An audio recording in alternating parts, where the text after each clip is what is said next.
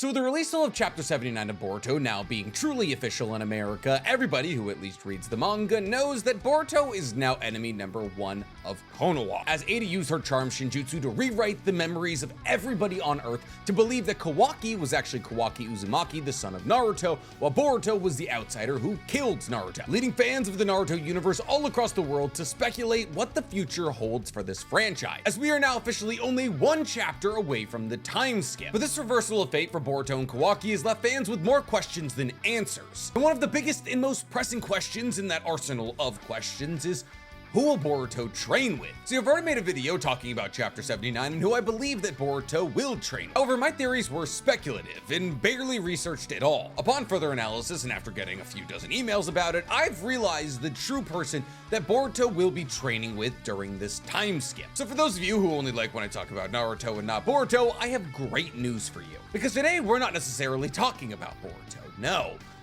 Today, we're talking about the return of Jiraiya. More specifically, how Jiraiya will play a massive role in Boruto moving forward. Now listen, with this little information, I'm aware that what I'm saying sounds absolutely insane. Jiraiya is dead, how could he train Boruto? But stick with me for 15 or so minutes and you'll not only have an answer, but something to look forward to. Before we get to speculating about anything, guys, please, for me, like this video, subscribe to the page, and hit that noti bell. And if you like this page, I'd speculate that you would like my other pages, like the Weeb Commander, where I talk about all anime and manga that aren't Boruto or Naruto, or Otaku's Anonymous, my anime podcast that I do with Danny Mata, where we break down everything that happened in anime this week, available on YouTube, Spotify, and Apple Podcasts. So Boruto, when I talk about it, my views go way down. But I really enjoy Boruto, and anybody who really enjoyed Naruto should really enjoy at least the manga of Boruto. And we know from the most recent chapter of Boruto that Boruto was having a rough go of it. See, I've known for a while that the Boruto time skip was right around the corner. I've known for a little longer than a year. However, just because I knew that the Boruto time skip was coming up does not mean I knew what was going to happen. Because when the leaks for Chapter 79 came out, I was just as surprised as everyone. See, as far as we knew, Ada, a cyborg created by Amado, an evil scientist who used to work for Kara, the Akatsuki of Boruto, had a Shinjutsu ability, which is the ninjutsu of gods. All ninjutsu and genjutsu are watered down versions of Shinjutsu that allowed her to simply by existing charm everybody who ever laid eyes upon her, meaning that nobody who ever saw her or heard her voice could ever attack her, as they would fall head over heels in love with her the second they even came into her presence. Now, Momoshiki, who's living inside of Boruto, said that he had never seen this Shinjutsu ability before. However, Ada's charm ability went significantly further beyond just charming those who are around her, as Ada's charm ability has now, in the Boruto manga, been shown to be able to rewrite the memories of everyone on Earth, and she used this ability to swap the roles of Kawaki and Boruto. And as Kawaki had just teleported Naruto and Hinata using the Daikoten, she made everybody believe that Boruto had killed Naruto. Now this puts Boruto in an incredibly sticky spot, because now everybody on Earth basically hates Boruto. He killed the most universally beloved human on Earth. And since we're only 1 chapter away from the time skip, it's led people to wonder what Boruto's gonna do in these 3 to 4 years of the time skip, as the only people unaffected by Ada's love blast were Sarada and possibly Sumire. People like myself speculated that Boruto might train with Sarada, as Sarada, who didn't have her memories swapped, would abandon the village to stay by Boruto. I also speculated that Boruto may have to train with people who would be unaffected by the idea of him killing Naruto. And the only people I could think of that wouldn't mind whether or not Naruto was dead was Orochimaru, as Orochimaru is essentially operating as a prisoner scientist for Konoha currently, being under the constant supervision of Jonin while he's free to do the research he wants to. And so long as the next Hokage would still allow Orochimaru to do his research, Naruto's death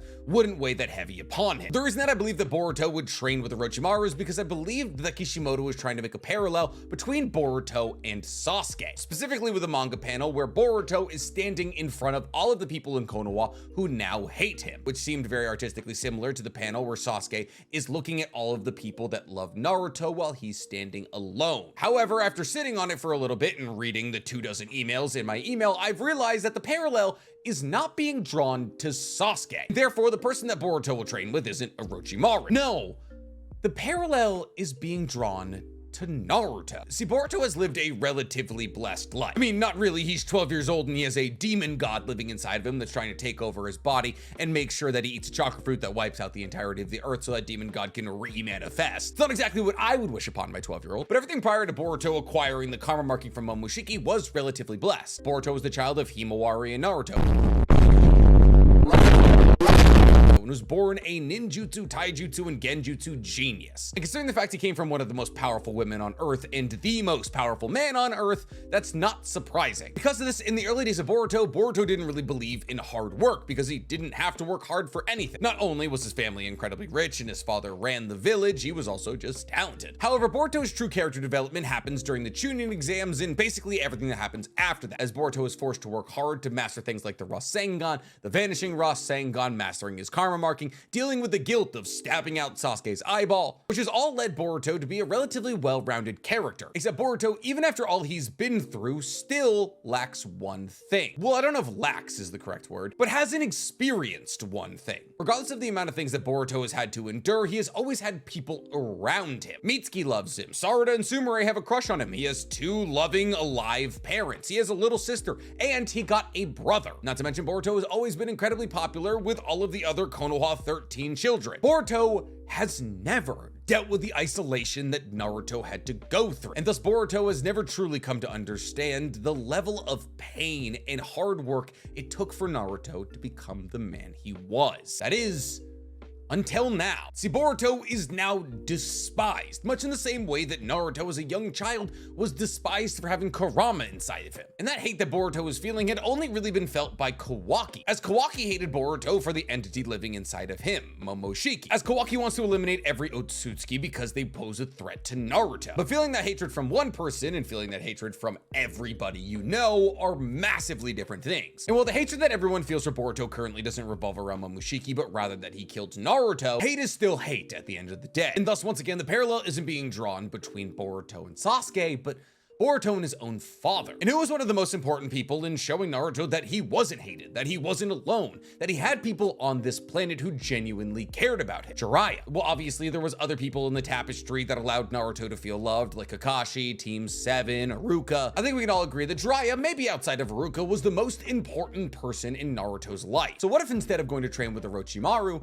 Boruto is going to train with Jiraiya? What if Boruto is going to go on the exact same adventure as Naruto? What if Boruto is going to have the famous and titular Toad Sage have his back when nobody else seems to? Now, unfortunately, I'm not talking about the actual Jiraiya. He's super dead. He has more holes in him than a bathroom stall in West Hollywood. And on top of that, he's sunk to the bottom of the ocean. No, instead, I'm talking about Jiraiya's clone, Kashin Koji. And while I am saying that we're not talking about the actual Jiraiya here, and instead we're talking about Kashin Koji, I do believe that there is a path for Kashin Koji to not only unlock the memories of Jiraiya, but possibly show us some things about Jiraiya we didn't know. So for Naruto only fans, don't worry, there's still very much something for you in this video. See, Kashin Koji is a clone of Jiraiya, created by Amida, using the cells from the arm that Jiraiya lost in the battle against the 6 Paths of Pain. Kashin Koji looks very similar to Jiraiya, with the one exception being the fact that he is a perfect Toad Sage. But he has the white hair, the red facial markings, and he is a Toad Sage. Now, Kashin Koji was technically supposed to die in his battle against Ishiki, as Amado really only had one reason for creating Kashin Koji. Amado states that he held a massive amount of respect for Jiraiya, and therefore decided that the world shouldn't be without him, and that's why he made Kashin Koji. But the real reason that Amado created Kashin Koji was so he could have somebody who could push Ishiki to the point where he had to shed Jigen as a vessel, aka Amado needed somebody who could inflict enough damage to Jigen that Ishiki would have to step out of the vessel and exist as just himself. The reason that Amado wanted this is because Ishiki couldn't exist as just himself for that long, which meant that eventually Ishiki would die. And Kashin Koji filled this role perfectly, catching Jigen in a fire trap that he wasn't able to absorb because it was created using real fire. At which point Ishiki had to shed the vessel of Jigen and become himself, and he used this power-up that he got by becoming himself because him and Jigen weren't a compatible match to defeat Kashin Koji. However, Ishiki was unable to kill Kashin Koji. See, Kashin Koji does have his lower body crushed by stone pillars and says he isn't able to feel his arms or legs, but he is engulfed by a giant toad who teleports him back to Mount Mubuka. So he's still alive. While he is severely injured, who knows what type of healing he could undergo at Mount Mubuka. And this is interesting for a couple of reasons. Mostly because Kashin Koji is a very interesting character. Why would we revive Jiraiya to just have him die in a battle against Jigen? And more importantly, why wouldn't we have him just die in a battle against Jigen if he wasn't going to reappear in the story later? There would be no reason to keep him alive if he just chills in Mount Mubuka forever. But what's most interesting about Kashin Koji is that occasionally he gets access to Jiraiya's memories. As a clone of Jiraiya, him and Jiraiya are somewhat spiritually entangled. In fact, they're so identical that Kashin Koji is able to travel in and out of Konoha without anybody detecting it because his chakra signature is exactly the same as Jiraiya's. And because of this, Kashin Koji presents one of the more interesting possibilities in Boruto. Could this character, who is genetically and chakra-wise Jiraiya, get Jiraiya's memories? And if Kashin Koji does get Jiraiya's memories and does have his chakra and is basically him, how is he not Jiraiya? I think this is the exact reason that Naruto hasn't met Kashin Koji yet, seemingly almost purposely by the anime and the manga, as there's a possibility that not only would Naruto recognize Jiraiya's chakra signature on Kashin Koji, which would complicate things for him emotionally, but also there's a possibility that Kashin Koji, upon seeing Naruto, would get a flood of Jiraiya's memories, effectively possibly shutting him down as a useful cyborg for Amida, as Jiraiya wouldn't operate under the discretion of Amida. But Kashin Koji also understands now that Amida sent him to die. Amida never had any intention of Kashin Koji winning against Jigen. Kashin Koji was simply a throwaway piece on the chessboard to get Jigen to become Ishiki. And thus, as it currently stands, Kashin Koji doesn't really have any alliances. He was an entity created by Amida that's now been thrown into the trash by Amida, and he has no current connection to Konoha or any major ninja village, meaning that truly the only thing Kashin Koji is currently connected to is the toads at Mount Mubuka. And what I'm driving at here is that even if hypothetically Ada's charm ability did work on Kashin Koji, he wouldn't hate Boruto for killing Naruto, as he hasn't gotten all of Jiraiya's memories back now. They come in waves, and they're waves that he doesn't even necessarily understand himself. But I would reckon that we don't even have to worry about that. Ada's already told us that her charm ability works on everybody outside of blood relatives and Otsutsuki's, meaning that the only people that we haven't seen her charm ability work on thus far have been Boruto, Kawaki, and Daemon. At least those are the people that fall into the categories that Ada has listed out. As we've also seen that her charm ability doesn't work on Sumire or Sarada. And while we do know that her charm ability works on other cyborgs because it works on Delta, there is a possibility that her charm ability doesn't work on Kashin Koji, as Kashin Koji was meant to operate as the protector of Amida, and therefore it's a possibility he engineered Kashin Koji to not be affected by Ada's charm, in case hypothetically Ada was the one to go AWOL and attack Amida. But honestly, we may not even have to worry about that, because we already know that Kashin Koji is currently in Mount Mubuka, which, while it does exist on Earth, we know this because we know it takes a month taking secret paths from Konoha to get to Mount Mubuka, or you can get there instantaneously if you have a summoning contract with a toad. It is a great sage region, and as it is brimming with nature energy and has a lot of weird properties, there's a possibility that those in Mount Mubuka aren't affected by Ada's charm. But once again, it wouldn't even really matter if Kashin Koji was affected by Ada's charm, as Boruto killing Naruto really means nothing to Kashin Koji. In fact, it honestly might help Boruto's case, as Kashin Koji more likely than not wants revenge against Amida, who has currently aligned himself with the likes of Kawaki Uzumaki, and thus the motivation to cooperate with somebody who was able to kill the leader of Konoha is kind of built in already. So it's a possibility that the toads, who are possibly unaffected by Ada's charm, bring Boruto to Mount Mubuka, as they either want to protect him as he is Naruto's son, or if they are affected by Ada's charm, possibly punish him for killing Naruto, who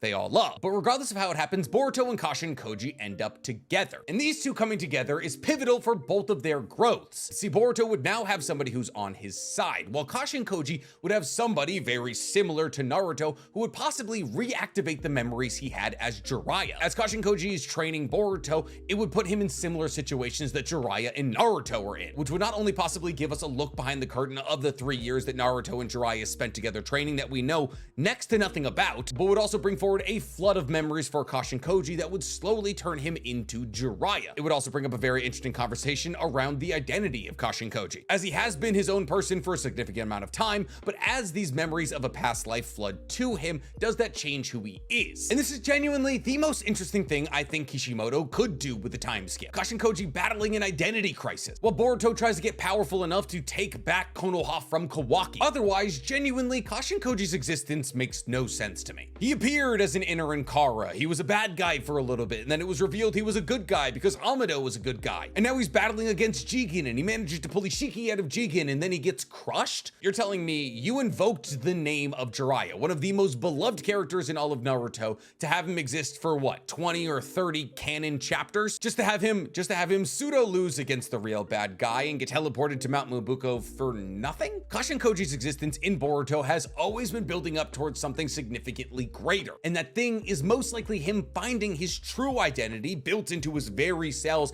in the form of Jiraiya's memories by training Boruto. And as Boruto, battling with the isolation that he's now feeling, being an exile from his own village, becomes closer to Jiraiya, as he's never really had a true sensei. I mean, he trained with Sasuke and Konohamaru like a little bit, begins to understand the darkness that Naruto had to be pulled out of by Jiraiya. And thus the perfect parallel is drawn between the early life of Naruto and the early life of Boruto, as Boruto has to fight to get his friends back, while Naruto had to fight to get friends in the first place. And the subplot of all of this is Kashin Koji slowly but surely reviving Jiraiya, as he sees the reflection of a past life student in the student he currently has. So am I sitting here and telling you that Jiraiya is gonna come back to life? Well, that's entirely up to you. What do you deem that life is? If somebody with your face, cells, chakra network, and memories was still existing on Earth, would you consider that your presence still on Earth? If Kashin Koji is able to access the memories of Jiraiya, he is essentially just Jiraiya's shadow clone living on in Jiraiya's place. And not only could he help pull Boruto out of the darkness and bring Jiraiya back to light, when everything's said and done, Jiraiya could be there for Naruto again. Naruto could sit down with Kashin Koji and tell Jiraiya everything that happened after he died. Jiraiya could meet Naruto's children. In one day, maybe if Naruto has become the Sage of Six Paths and is living on the moon, Kashin Koji could walk Boruto down the aisle, just like how Naruto wanted Jiraiya to walk him down the aisle. The possibilities are somewhat limitless. And honestly, now that I've sat down and think about it, I can't see the story going any other way than this. What do you guys think? Who do you think's gonna train Boruto during the time skip? Do you think that if Boruto and Kashin Koji came together to train, that Kashin Koji would slowly get his memories back and become Jiraiya? Tell me in the comments below, and while you guys are down there, please, for me, like this video, subscribe to the page, and hit that noti bell. Does Nick just want to make videos about Boruto every once in a while, but has to find a way to draw it back into Naruto so people will actually watch the video? No.